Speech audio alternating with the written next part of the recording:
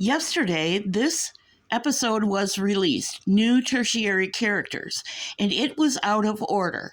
It should have been The Search Goes Forward, and I took down the New Tertiary Characters episode as soon as I caught it and put up The Search Goes Forward. They are both released now, so the mistake has been corrected. Let's go on with today's show. Hopefully we won't have any more goof-ups by the blue-haired bingo babe. And for the confusion, I sincerely apologize. Good morning. It's Friday, February 2nd, 2024. And if you were with me yesterday, I said there would be no videos in this series from yesterday until a week from today, February 9th. That is still true, but I'm squeezing this last one in because I want to move us forward and give us a chance to take a break and really think about what we've heard from 3:30 until the end of the searches. So we're going to speed through this as quickly as possible, and I will not be playing other people's videos, but I will be linking other people's videos in show notes to give you a refresher. This podcast is rated for a mature audience only. If you are under 18 years old, this content is not for you. Thank you for visiting us. There's plenty of other content on YouTube for you to watch. Have a great day. All content not created by the blue-haired bingo babe, that's me, belongs to its original creator. It is used to substantiate, augment, or exemplify this author's content. It is used under Title 17, Section 107 of U.S. Code, governing fair use for news, education, and critique. If you're new here, we are looking at the Summer Wells missing child case through the lens of how characters are written in literature, both nonfiction and fiction. Because we are looking at it through this lens, the question of guilt or innocence is not the primary focus here. The primary focus here is to look at how characters are written, what their behaviors are, and that might tease out for us a motive. And it may be a motive that is hidden. It may not be a popular theory. Because we're taking a systematic approach, what may be obvious to a casual viewer who has followed this case might not actually be the case. So I'd like you to join me and suspend your pet theories and look at this case as it unfolded over 2.5 years with fresh eyes. And I'm doing my best to provide a well-rounded, full storyline and look at people's behaviors and motives in that light. If you're old here and you were with me on my primary channel where I started this coverage 2.5 years ago, and you are patiently wading through this overview, your participation has been invaluable. A couple of you have given me comments about things that I have never thought of. And believe me, this case does not leave my mind. I'm thinking about this case every single day. I've just given you a sneak peek under Summer Wells' big blue poster board composite of 2 videos linked in show notes that show Michelle's analysis of the footprints found on 2 different locations. If you want to jump ahead of the class and you're just not really sure about those footprints, Michelle does 2 different, well, she's done a bunch of different defenses of this piece of data must be included in any theory or accounted for in any theory. As Michelle rightly points out, Mr. Phillips, a former neighbor in the Beach Creek, Ben Hill Road community, has no reason to lie. He no longer lives there. But at the time, he was the first one to come out with a scent hit other than the scent hit at the end of the driveway on Ben Hill Road. He was drummed off of Facebook with negative comments and accusations.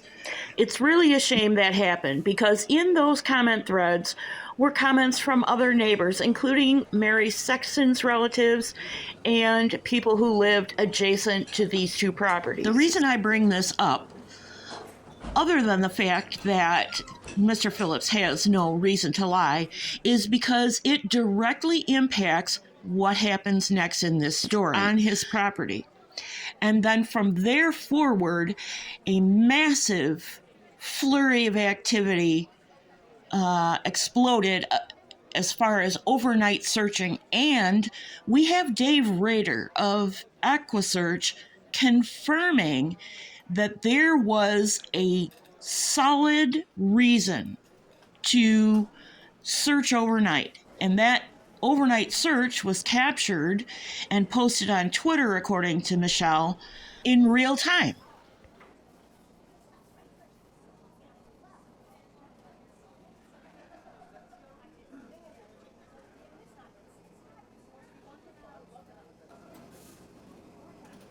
It can be seen in that footage that searchers are out with air support and flashlights, search dogs, all that jazz, on flat ground from the car of the neighbor who took the footage between the road, Beach Creek Road, and the ridge.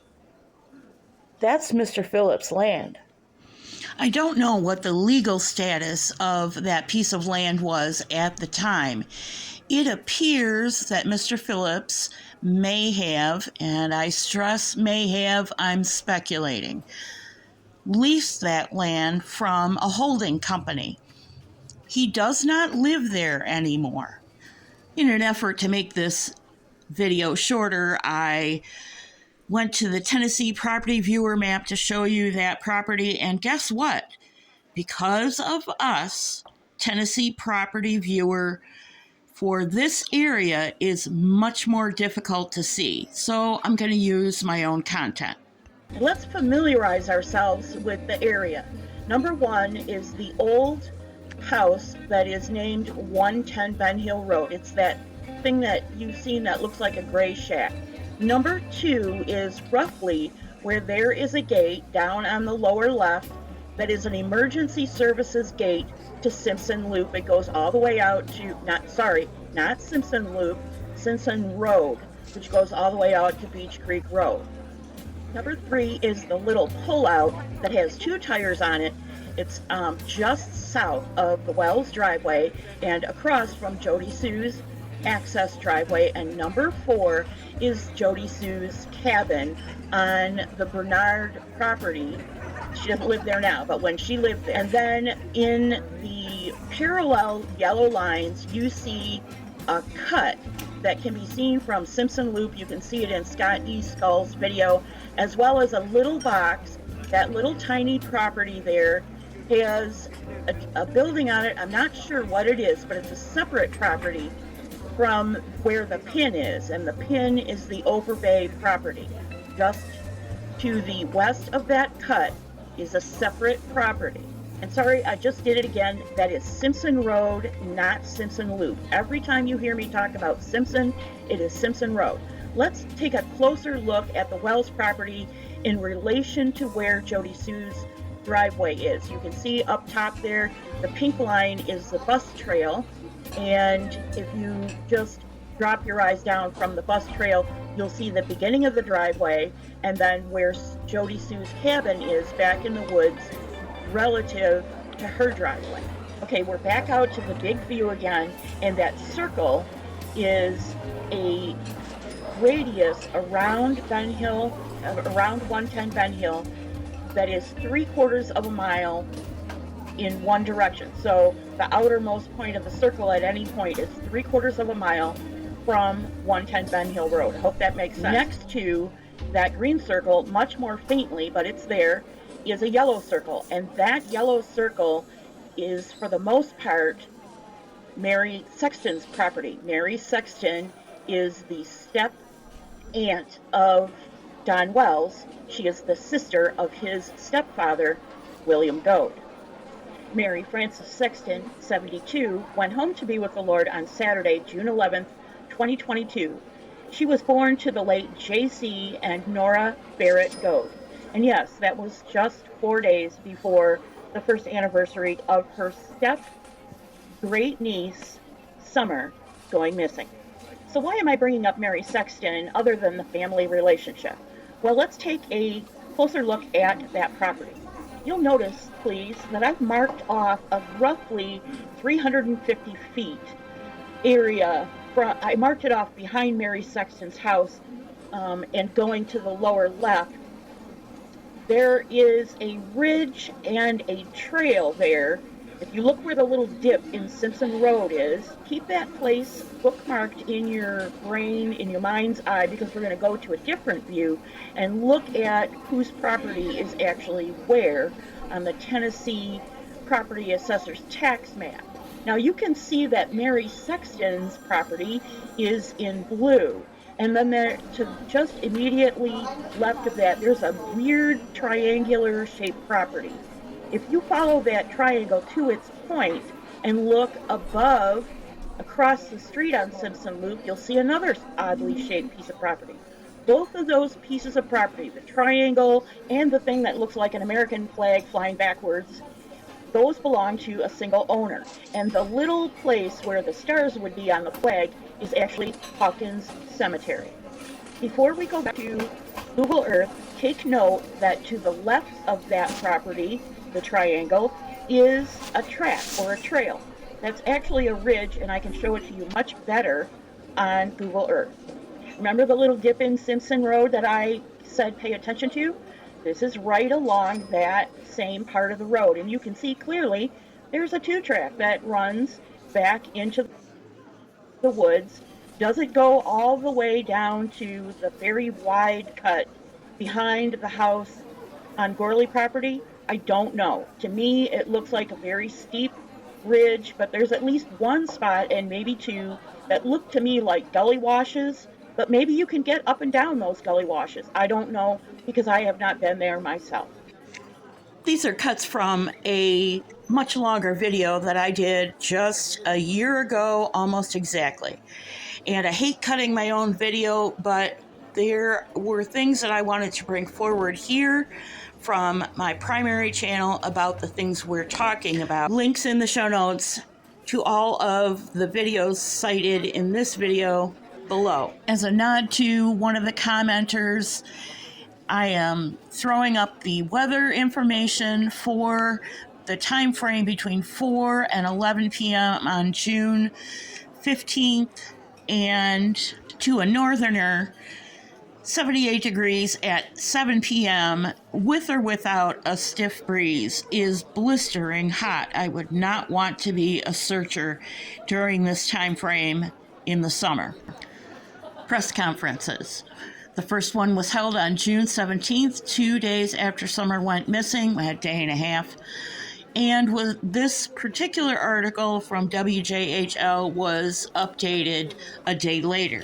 Also on that day, June 17th, 2021, the interview that I always think of as Dad, the sun is too bright interview. Other people just call it Don's interview. Why they put this poor kid standing directly into the setting sun is beyond, but it shows pretty poor judgment on the film crew's part. Just as an aside, he does have his face blurred. I assure you, if you didn't know who he was, you would not be able to tell by zooming in on this photo. And let me also say that people lose their minds over every half second of this video.